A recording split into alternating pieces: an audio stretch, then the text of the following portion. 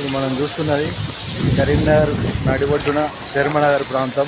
మనం ప్రస్తుతం government hospital ముందు శర్మనగర్లోనే ఉన్నాము.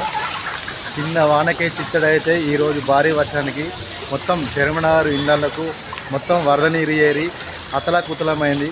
ప్రజలు చాలా ఇబ్బంది పడుతున్నారు. మనం చూస్తున్న గవర్నమెంట్ మెయిన్ గేట్ ముందట సివిల్ హాస్పిటల్ ముందు శర్మనగర్లో ఉన్నాము. శర్మనగర్లో ఇది పరిస్థితి.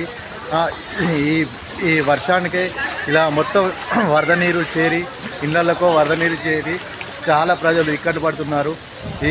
ఈ పరిష్కారం ఇప్పటి నుంచి కాదు, ఎప్పటి నుంచో కరీంనగర్ నుంచి డ్రైనేజీ వల్ల పైనుంచి వస్తున్న వాటర్ వల్ల మొత్తం లోతట్టు ప్రాంతమైన శర్మనగర్ మొత్తం ఇలా ఇది పరిస్థితి. శర్మనగర్ ప్రస్తుతం శర్మనగర్ మెయిన్ రోడ్డు మీద మనం ఉన్నాము. మెయిన్ రోడ్లోనే ఇది పరిస్థితి. ఇంకా గల్లీలలో చాలా దయమైన పరిస్థితి ఉన్నది. చాలా అంటే చాలా మొత్తం ఇళ్లకు మొత్తం నీళ్ళు చేరి మొత్తం బీభత్సంగా మారిన పరిస్థితి ఉంది. ప్రస్తుతం మనం దీన్ని తొందరగా పాలకులు పట్టించుకోవాలని కోరుతున్నాము. కమిషనర్